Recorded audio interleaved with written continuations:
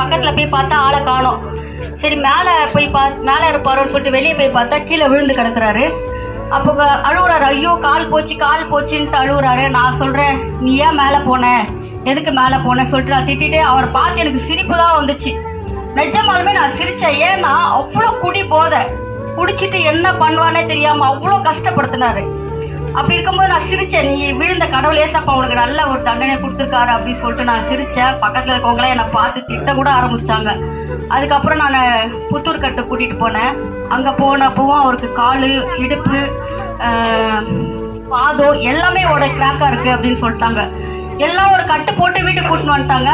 Urine போக முடியாமல் ரொம்ப அவஸ்தப்படுறாரு.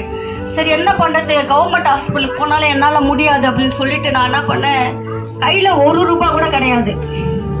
ஹாஸ்பிட்டல் கூட்டின்னு போனால் அங்கே வந்து 2 லட்ச ரூபா 2.5 லட்ச ரூபா ஆகும்னு சொன்னாங்க. நிஜமாலுமே என்கிட்ட 1 ரூபா கூட கிடையாது. ஆம்புலன்ஸில் கூட்டின்னு போகிறதுக்கு கூட என்கிட்ட காசு கிடையாது. அந்த நேரத்தில் பார்த்தீங்கன்னா டாக்டர் எங்கள் சித்தி மூணு கையில் வந்து காசு கொடுக்குறாங்க, என்னம்மா வச்சுக்கோ அப்படின்ட்டு நான் எண்ணி கூட பார்க்கல.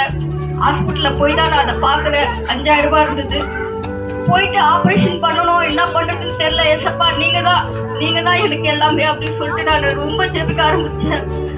அப்புறம் பார்த்தீங்கன்னா பார்க்க வந்து போனவங்களே 1,80,000 ரூபாய் எனக்கு கொடுத்து உதவுனாங்க. கடை வாங்காம எனக்கு அது ஆப்ரேஷன் செய்து முடிக்க கிருபை செய்தார். அப்பவும் அவர் திருந்தல, இன்னமும் குடிச்சிட்டு தான் இருக்காரு.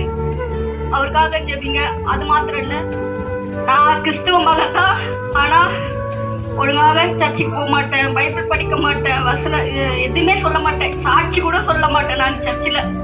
அப்படியா இருப்பேன் நான். ஆனா இன்னைக்கு தேவன் என்ன குளித்து கழிச்சிருக்காரு. சர்ச்சுக்கு வாரம் போக எனக்கு கிருபை செஞ்சிருக்காரு. பைபிள் படிக்காம என்னால இருக்க முடியாத நிலைமைக்கு என்ன கொண்டு வந்திருக்காரு. பாட்டு பாட கூட நான் ரொம்ப கஷ்டப்படுவேன். நான் பாடுறது கூட என்னாலே கேட்க முடியாத அளவுக்கு நான் இருக்கும், நான் பாடுறது கூட. ஆனா இன்னைக்கு நான் பாருங்க எல்லாரும் கூட சேர்ந்து பாடிட்டு வரேன். அதுக்காக கர்த்தருக்கு ஸ்தோத்திரம். கர்த்தர் நிறைய அற்புதங்களையும் அதிசயங்களை செய்யக்கூடிய தேவன், இரக்கமான தேவன், கிருபை உள்ள தேவன். அவர் தயவும் கிருபையும் எப்பொழுதும் நம்ம கூட இருக்கணும். இந்த சாட்சியை ஆசீர்வதிப்பார்.